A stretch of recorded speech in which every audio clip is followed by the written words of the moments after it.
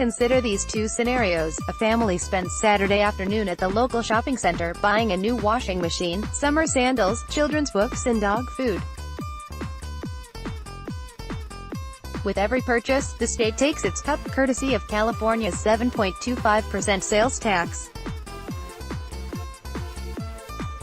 Consider a midsize advertising firm across town.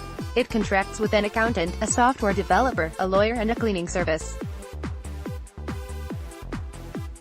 Every time the company pays for these services, the state of California collects absolutely nothing. But what if the state started getting a piece of that action? More state legislature coverage. Some state lawmakers are pushing that idea, create a new business services tax they say would allow the state to cut California's high sales tax to consumers and pull the state's antiquated tax code into the 21st century. A proposed bill would add a 3% tax to business services, and use the proceeds to lower by 2% the sales tax consumers pay at the cash register. In other words, it would be revenue neutral. Still, that effort by Van Nuys Democratic Senator Robert Hertzberg is a long shot for now. His bill has support from some of the state's largest public employee unions, but more than 100 businesses and other groups oppose it. They label it a job killer that would trigger negative reverberations throughout California's economy. If California does eventually tax business services, some lawmakers next want to levy a service tax on consumers' purchases too: car repairs, eye exams, massages, lawn services, yoga classes, haircutters and hundreds more. State's tax code was created in the 1930s. Over time, people have started spending more of their income on non-taxable services than taxable goods. Services now account for almost 80% of the economy, yet the state gets most of its funds from personal income and sales taxes. Many experts argue that California needs to reduce its dependence on personal income revenue, which can decline dramatically in economic downturns or if the wealthy decide to leave. During the 2008 recession, for example, the state's budget shrunk by 23% as income tax revenue plummeted, a downturn that led to state worker furloughs and massive state budget cuts. Nonetheless, efforts to rejigger the state tax code have long failed to gain traction. But with major federal tax changes taking effect, state legislators are starting to discuss how to make the California tax system more fair and stable, reducing inequities in the system and volatility in state finances. Hertzberg said he hopes it will jumpstart interest in state tax reform, saying federal changes have provided an opportunity to start creating incremental change. He describes his Senate Bill 993 as a modest, phased-in approach that begins to shift and expand our tax base, and it gives relief to middle and low-income taxpayers hurt most by the federal tax law.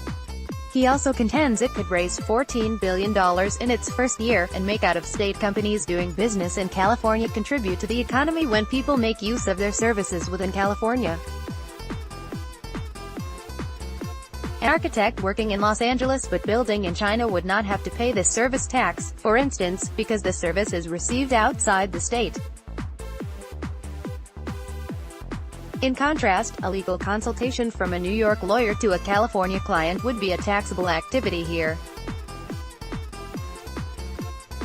But business groups here are unswayed. The California Chamber of Commerce issued a statement contending that the bill would force companies to increase prices, reduce expenses, or perhaps relocate to accommodate this new burden. If adopted, any other state in the country will have a more business-friendly tax environment than California and lower prices for the services covered. California does not need another disincentive for businesses to stay in California, locate in California, or grow in California. While most states tax some business and personal services, California is one of a handful of states without any service taxes. 22 states have a broad sales tax on services like the one Hertzberg proposes. Hawaii has a 4% tax on legal and accounting services, and New Mexico has a 5% tax on major businesses hiring accountants. South Dakota and West Virginia tax more than 100 services, and several states, including Colorado and Nevada, tax fewer than 20 services, according to Accountix Network. The price of California services is growing faster than the price of goods. Photo, Cal Matters. The untapped potential for California is huge. Taxing all currently non-taxable services could generate an estimated $122.6 billion, according to a legislative analysis.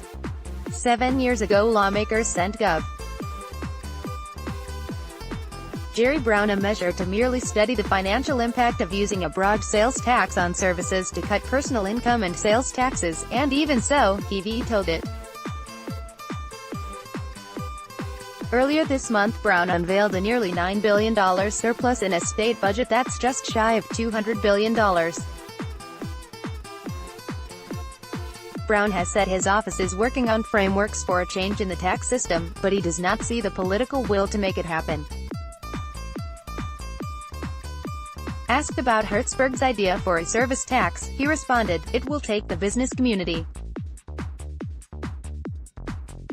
It will take a wide spectrum of California leaders to be able to move from where we are to where many people think we ought to go." Instead of taking a vote on Hertzberg's bill after its initial hearing, the Senate Governance and Finance Committee instead opted to organize panels for and against the idea at a second hearing on the bill June 13. "What I'm committed to is to be able to go deeper into that, and bring all voices to the table," said the committee's chairman, Healdsburg Democrat Mike McGuire.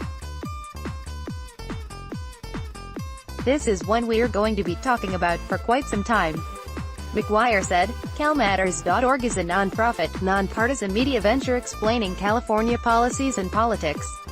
Reader share this story, https://www.vc-star.com/story/news/2018/05/26/y-california-want-tax-business-services-and-cut-high-sales-taxes/646490002/